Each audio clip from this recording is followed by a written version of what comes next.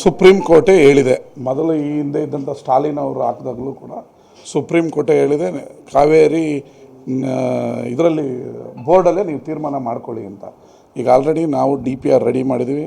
ಇಂಥ 100 ವಿಜಯ್ CM ಆದರೂ ತಮಿಳ್ನಾಡಲ್ಲಿ ನಾವು ಮೇಕೆದಾಟು ಕಟ್ಟೋದನ್ನ ತಡೆಯೋದಕ್ಕೆ ಯಾರಿಂದಲೂ ಸಾಧ್ಯ ಇಲ್ಲ. ಇದು ಬೆಂಗಳೂರಿಗೆ ನೀರು ಕೊಡಬೇಕು, ನಮ್ಮ ಕಾವೇರಿ ಬೇಸಿನ್ಗೆ ಅದೊಂಥರ ಓವರ್ ಟ್ಯಾಪ್ ಇದ್ದಂಗೆ. ನಮಗೆ ಅವ್ರಿಗೆ ಎಷ್ಟು ಅವ್ರ ಪಾಲಿನ ನೀರು ಎಷ್ಟಿದೆಯೋ ಅಷ್ಟು ಕೇಳ್ಕೊಳ್ಳಿ, ಕೊಡ್ತಾಯಿದ್ದೀವಿ ನಾವು.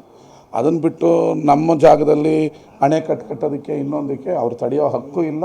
ಅದು ಆಲ್ರೆಡಿ ನಾವು ಸುಪ್ರೀಂ ಕೋರ್ಟಲ್ಲಿ ಅರ್ಜಿ ಹಾಕಿ ಗೆದ್ದಿದ್ದೀವಿ. ನಾವು ಅಣೆಕಟ್ಟನ್ನು ಶೀಘ್ರದಲ್ಲೇ ಕಟ್ತೀವಿ.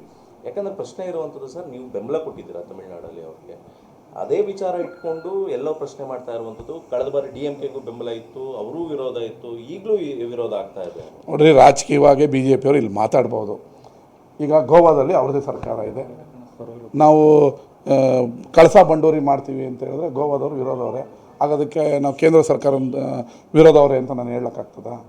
ಅವ್ರ ರಾಜ್ಯದಲ್ಲಿ ಅವ್ರವ್ರದ್ದು ಏನೇನು ಇರುತ್ತೋ ಅಲ್ಲಲ್ಲಿ ಇದು ರಾಜಕಾರಣ ಬೇರೆ. ಕರ್ನಾಟಕನೇ ಬೇರೆ, ತಮಿಳ್ನಾಡೇ ಬೇರೆ, ಗೋವಾನೇ ಬೇರೆ, ಕರ್ನಾಟಕನೇ ಬೇರೆ. ಹಾಗಾದರೆ ಗೋವಾ ಕಳಸಾ ಬಂಡೂರಿಗೆ ತಡೀತಾ ಇದ್ದಾರಲ್ಲ, ಯಾಕೆ ಪ್ರೈಮ್ ಮಿನಿಸ್ಟರ್ ಕೊಡ್ಸೋಕ್ಕಾಗ್ತಾಯಿಲ್ಲ? ಅವ್ರು ಕರ್ನಾಟಕ, ತಮಿಳ್ನಾಡು. ಅಂದರೆ ಕರ್ನಾಟಕ ಮತ್ತು ತಮಿಳುನಾಡು ಮಧ್ಯೆ ಇರ್ತಕ್ಕಂಥ ವಿವಾದ ಇದು. ಈ ವಿವಾದದಲ್ಲಿ ಕಾಂಗ್ರೆಸ್ ಅಲ್ಲಿ ಅಡ್ಗಾಲ್ ಹಾಕ್ಬೋದು. ಅಡ್ಗಾಲ್ ಹಾಕಿದ್ರೆ ಅವ್ರ ರಾಜ್ಯದಲ್ಲಿ ಹೋರಾಟ ಮಾಡ್ಕೊಳ್ರಿ, ನಮಗೇನಾಗಬೇಕಾಗಿದೆ?